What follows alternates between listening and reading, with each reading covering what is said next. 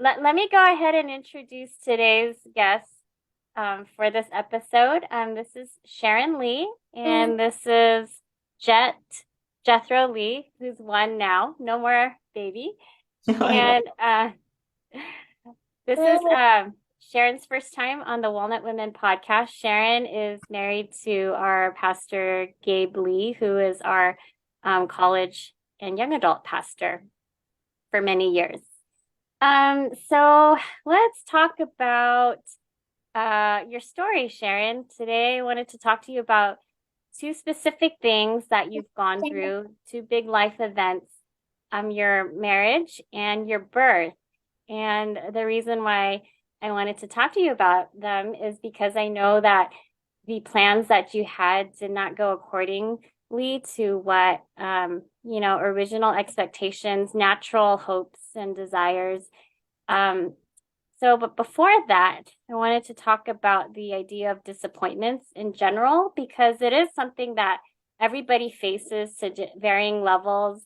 And some disappointments are very simple things like maybe missed a date or missed a meeting or something like that. And then there's like major disappointments in life where you had really like hoped that something would go your way and then God changes the plans. I think disappointments come from having like certain expectations for ourselves, or maybe we thought something that would be a reality doesn't pan out the way that we want. And so oftentimes, like, we end up just having to have a forced surrender. So for you today, let's start off by talking about your wedding. It happened in 2020 Mhm. and plans totally changed in Yeah. March because Yeah. you got married in May of 2020 and you had a COVID wedding. I think at our church, you and Gabe were our first Zoom wedding. So tell me about that. Tell me like what your thought process was when you found out that things were up in the air for you guys. Yeah. I don't remember the exact time when I found out. I think it was actually maybe in February. Uh, Yeah. yeah, because I was still in grad school at the time. Uh-huh. We were meeting in person until like the whole lockdown happened. And I remember going onto campus for our last time before we had to transition onto online classes. And Okay. I think at that moment, as I was sitting in the classroom, it just dawned on me that since we're transitioning to online classroom, Mm-hmm. like Mm-hmm. the implications for my wedding would be that that would have to drastically change too. Yeah. That's when it hit me for the very first time. And I remember just like starting crying. I was starting to Yeah. cry in the classroom, but of course I was trying to hide it from all my classmates. So I had to run out and just cry in the bathroom. But I was pretty devastated, I think, just having that reality Yeah. hit me. Um, yeah, because that was February and then we got married in May. Mm-hmm. So at that point, I had already done most of the planning for the wedding, like actual planning, not just dreams, not just like Yeah, yeah. Like vision. it was on paper, there was Yeah, commitments. yeah, we had started booking things too. Mm. Um, so yeah, it was devastating, I think. Yeah, just lots of crying. But Mm. at that point in February and even March, I don't think that anyone really knew what the future would look like. You know what I mean? So like at that point, did you think that everything would be up in the air, or did you know like things were for sure gonna have to be canceled or changed? I felt like the reality was that I would have to cancel my wedding. I think that was what was going through my mind as I was sitting in the classroom. Either I would have to cancel my wedding or postpone it. Yeah. Yeah, yeah. So how did the conversation go with Gabe when you guys were having to talk through this? What was that like? I don't quite remember. Um, I probably just voiced a lot of my disappointment and my sadness to him. And of course, he was probably sad too. Like he was the one who had the whole vision of having the open invite wedding. Like he was so Oh. excited for that. But I think Gabe was just the whole time trying to console me and comfort me and like remind me that like at the end of the day, it's just a wedding. Hmm. And the wedding itself is not the most important thing. Like what is the most important is that we get married. So he was Yeah, able to comfort me with that, but of course I was still also just very sad through it of all. course. Yeah. Yeah. Do you mind sharing like what some of those personal hopes were that you couldn't check off because we were in a worldwide lockdown? What were some of the things you felt like you couldn't like see happen for your own wedding day? Yeah. Um, I was also really excited to have the open invite wedding and to have so many of our friends and family come and celebrate with us. I think after our whole COVID wedding, I really think like it's a privilege to get to celebrate in person with your Yeah, friends. Yeah, so that's what I was really sad about. Um, but I guess like also just all like the normal wedding things that you think of in a typical wedding, like I was really excited for the decorations.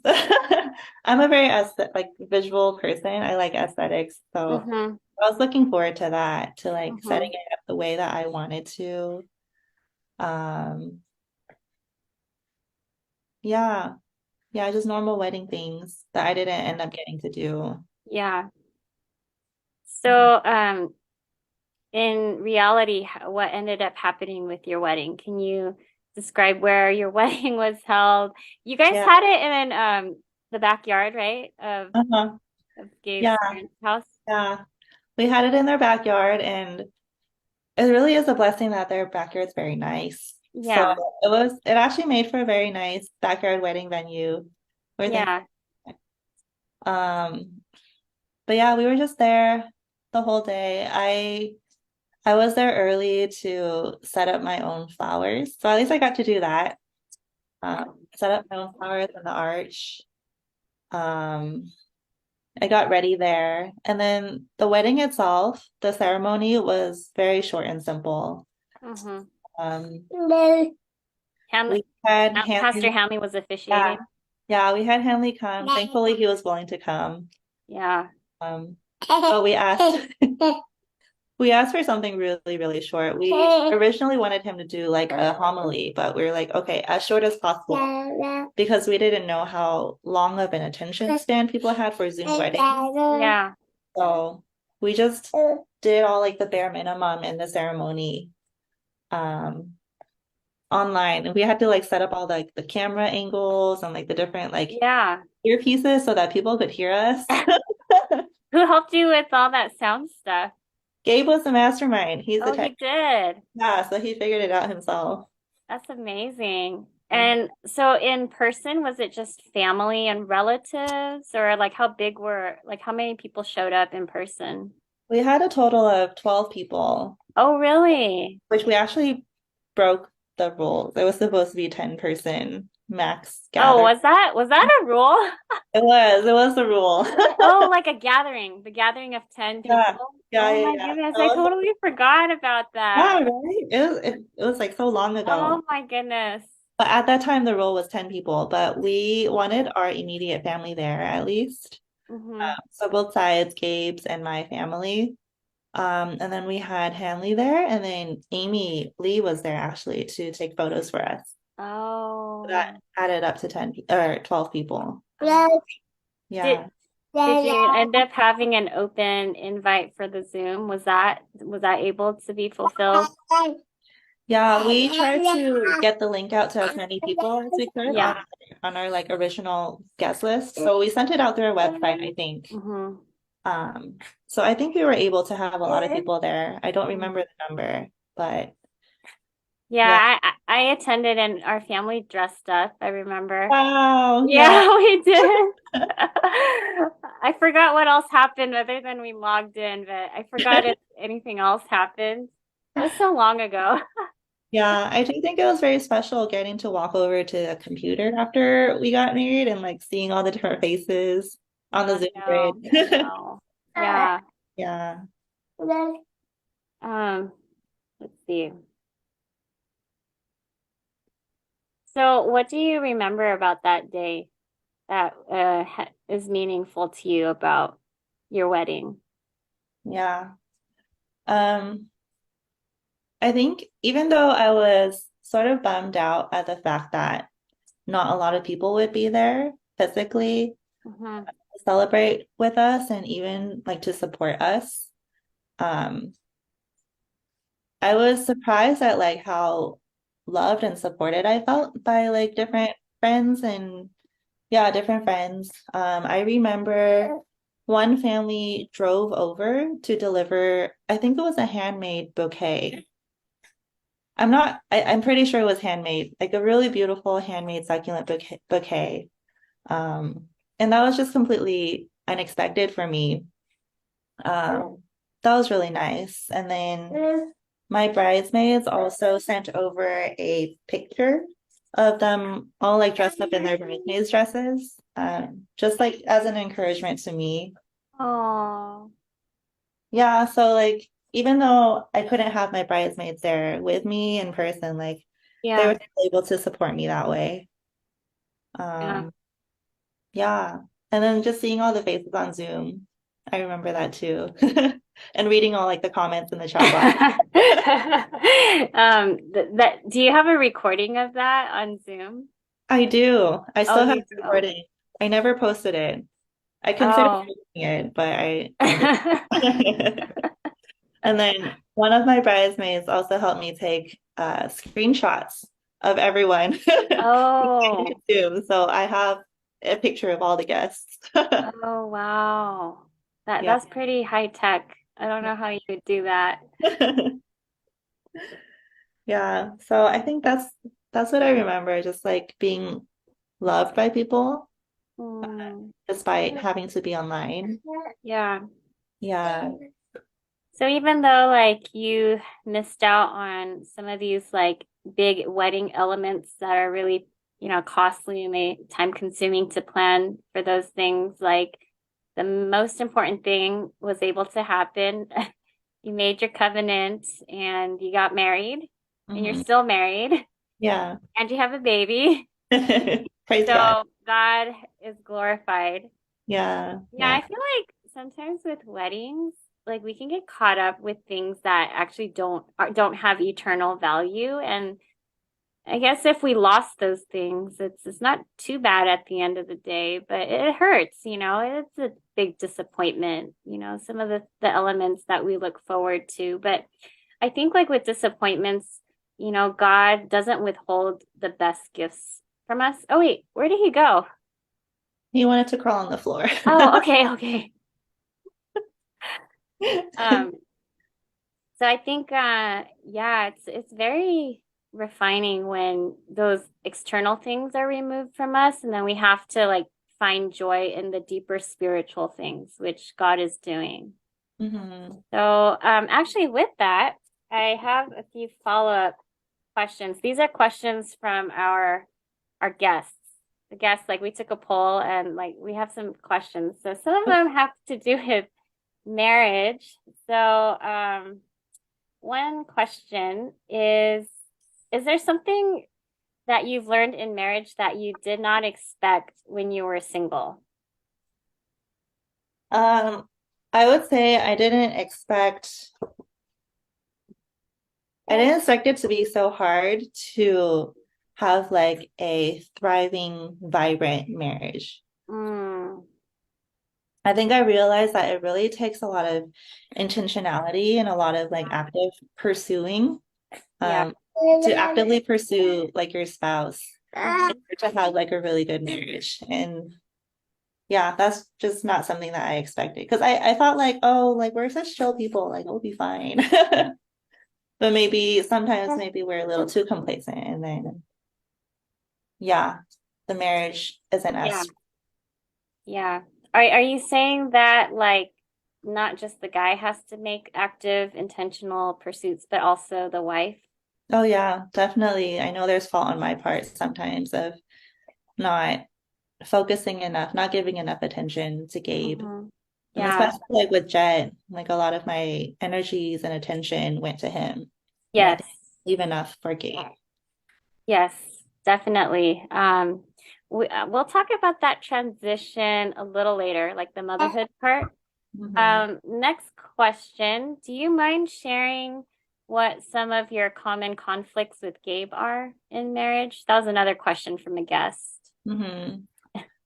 I think our conflicts probably stem from like misunderstanding each other or like miscommunication or unmet expectations. So Yeah, yeah. yeah, there could be like unmet expectations over intimacy or just miscommunication. Like he would say something that I get hurt over, but then he didn't mean it that way at all. So it's just Yeah, yeah, different perception of it that causes the conflict. yeah. Do you, do you guys like work out all your misunderstandings and conflicts? Do you feel like you've gotten into a good rhythm to talk them out and reconcile? I think Since even that was something that Gabe specifically talked about in his when he was a guest on the podcast with the Annex guys, oh talking about conflicts, like yeah resolving conflicts and yeah reconciling. yeah. But has he been practicing that with you? Funny. I didn't listen to that podcast. Oh, okay. Um, I think so. We're not too good at like immediately addressing it. I think because I shy away from conflict, so it makes me uncomfortable Mm, um, to get in like active discussion about the conflict. And I know that's something that I can grow in, but eventually we solve our disagreements. Um, Gabe is very good at like being quick to apologize, which I'm very thankful. humble. That's very humble. Yeah, yeah. That's great. That's a great leader. Yeah. Hmm. Okay, so let's see. I guess I'll ask this question along the lines of being a wife to Gabe. And this question comes from supporting him as he's in full-time ministry as a pastor at our church. Do you, did you, or do you still struggle with, uncertainties and fears that, just confront your limitations or As a any pastor, struggles that you have? Yeah. yeah.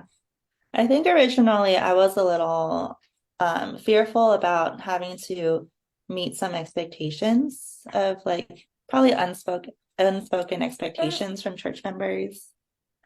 Um, yeah, just because I feel like pastors' wives are like always held in high esteem, or like people Hmm. are always looking at the pastor's wives as an example. So I think I was a little afraid of like, yeah, just being seen all the time.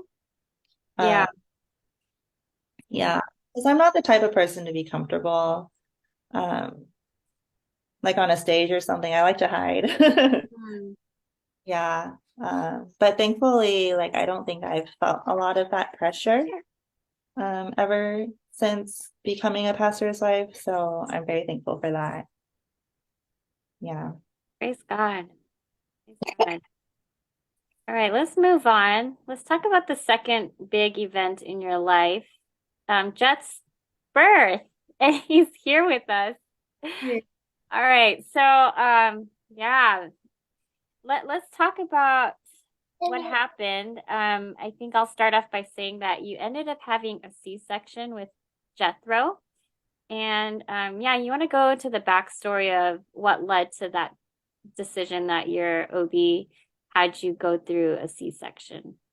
Hmm. So it was, I forget what week, maybe 36 or 37-week appointment where Hmm. they typically check for the position of the baby. Yep. Yeah, I think it may be maybe 36. Yeah. But it was at that appointment where the doctor discovered that he was still in the breech position. Like his head was up. Hmm. Uh, he wasn't flipped upside down, ready to be Hmm. delivered. So Hmm. I already knew the implication for that was to have a C-section. Hmm. Yeah, but I think I was disappointed for sure. Um, but I also kind of knew that he was still breech because I always felt his head at the top of my belly. Yeah. Um, but I was also still sort of hoping that eventually Jet would turn on his own before my due date. So I was sort of holding on to that hope Yeah. even after finding out. Um, and then after he didn't flip naturally, I started holding on to the hope that when they perform the ECB, the procedure to manually turn the baby, Hmm. Hmm. which is supposed to be very painful, I was holding on to the hope that that would work. Uh, Mm. and I tried it and it didn't work. Hmm. Yeah, so I think it was after that point that I had to surrender to the fact that I would have to have a C-section. It was right then that, like, right after they tried the procedure that I actually scheduled it. Yeah. Yeah, but I was still disappointed even after having to schedule it and trying everything I could. Yeah. So, what kind of birth did you hope to have before you found out the C-section was a likelihood, being in the breech position? What did you have any like personal hopes of the type of birth that you would have? Yeah, I wanted as natural of a birth as possible. Mhm. Um, it's funny, I would leading up to like my due date, I would watch a lot of home birth videos online. Yeah, home birth. Were they water births too, or no? Water birth, like, like women who just naturally give birth to their babies at home. Of Yeah. course, it's not something that I was prepared to do. I was prepared to go to the hospital, but I think that maybe like speaks to how much I really desired as natural a birth as possible. Yeah. Um, yeah, I wanted to do it naturally. I wanted to be able to feel the labor pains. Like I didn't want to get the epidural. Hmm.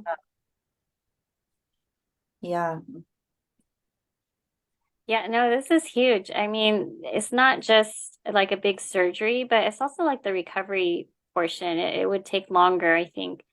The expectation is that you just would have a longer recovery time and just like you just underwent surgery, and then you have to care for a newborn. Um, so on the actual day of his birth, was that also unexpected? Like you were in labor or something happened? Oh yeah. Yeah. Or was it the day of his scheduled C-section that things picked up rapidly? Yeah, it was really crazy. It was So fast. sorry. Yeah, yeah. Share about your birth story. Yeah, so it was the night before of my scheduled C-section that, well, first, I think God was really kind to me in uh, the night before finally allowing me to have peace Hmm. with having a C-section. So I felt good about it the night before, like going to bed. And that was really a huge praise. And then that night in the early AMs, I started to feel labor. So I went into labor early that morning before my scheduled C-section. So I had to go into the hospital a few hours earlier than Yeah. supposed to. Um, and then God made the labor happen really quickly. Hmm. So I fully dilated. Um, I labored super fast. I fully dilated an hour before my scheduled C-section. And this whole time, none of the nurses checked me because they were just waiting for me to like reach 8 o'clock. Oh, They're like, she has time. We don't need to check her. But I think I labored a lot quicker than they expected. So finally I was like, guys, something's coming out. And then they finally checked me and they rushed me into emergency C-section because he was ready to come out. They couldn't wait anymore. yeah. Um, Yeah. Jet. he come out early. And was Gabe able to make it? Like he No, didn't, right? no. They asked him to put on like all the gear in order Yeah. to step into the OR with me, but they did the procedure so quickly that like right when he like finished putting on all the clothes, they're like, "Oh, the baby's out. You don't need your clothes anymore. Take them all off so you can do like skin to skin with him." So Gabe missed the whole thing. He wasn't able to cut the umbilical cord, which is something he wanted to do. Oh. Yeah, that's okay. Ah, Jethro, Jethro. Too fast, like Jet Li. Okay, so after the C-section, after Jet was born, was everything pretty smooth after that? I think so. Yeah. It took me some time to wake up because they had to like completely knock me out Oh, they did. because it was so fast. I see. And of course, the recovery was slow, but Yeah. I think that like in all this slowness, like we got to enjoy our time with Jet. Like the first few days with him, we were just undisturbed in the hospital. So that was nice. Just being able to bond with him and like together as a family of three. Mm-hmm. Okay, so let's see, what else can we talk about the birth?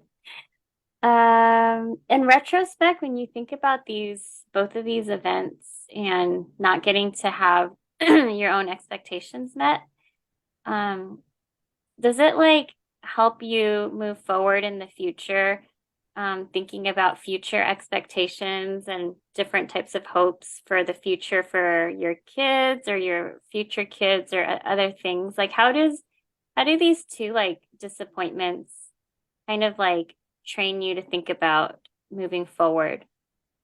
Mhm. Yeah, I really do hope it has like really taught me something Mm-hmm. about the fact that like I think the reason why I had these big disappointments is because I had a very specific expectation about how they should be, about Mm-hmm. how my wedding should look like or how my birth experience should be like. And it's because I held on to those ideas so tightly. Mm-hmm. Um, and like when God took them away, I was very disappointed. Mm-hmm. Yeah, and I think God taught me that like I mean, God does all things for a purpose, and I really think his reason for causing these two things to happen to me was to reveal the idol that I had made out of them. Mm-hmm.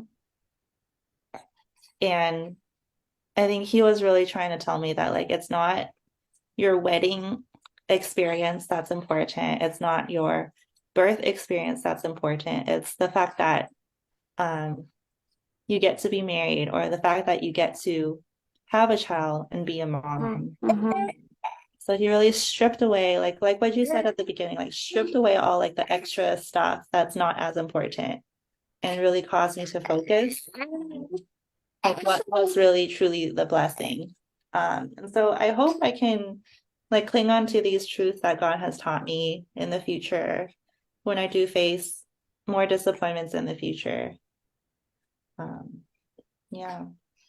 That's really good. Yeah, thanks for sharing that. Thanks for being able to talk about these things.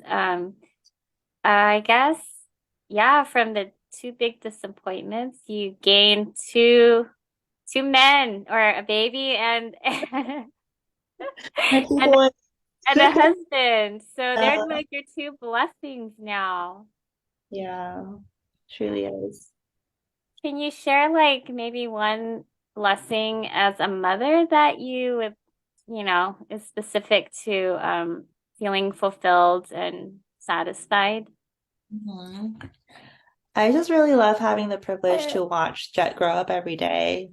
I feel like on a week to week basis, he's different. And He is, yeah. It's um, fast. It goes yeah, by fast. I'm really thankful that I have the opportunity to stay at home with him and just watch him learn different things. Yeah, simple things, but they're really exciting. Like being Yeah. able to like pick things up with his finger was like a huge milestone. Yes. Like small things like that. Yeah. How many more kids do you guys plan to have? I've always said I wanted at least four, Oh, and wow. it Yeah. wants maybe six Oh my to goodness. adopt. So we'll see. So we're definitely not done. We barely just started. Yeah. Okay. Oh, hi, Jet. Okay. Hi. Oh, oh. You're tired. Tired. All right. Okay. Well, I think we'll just end here then.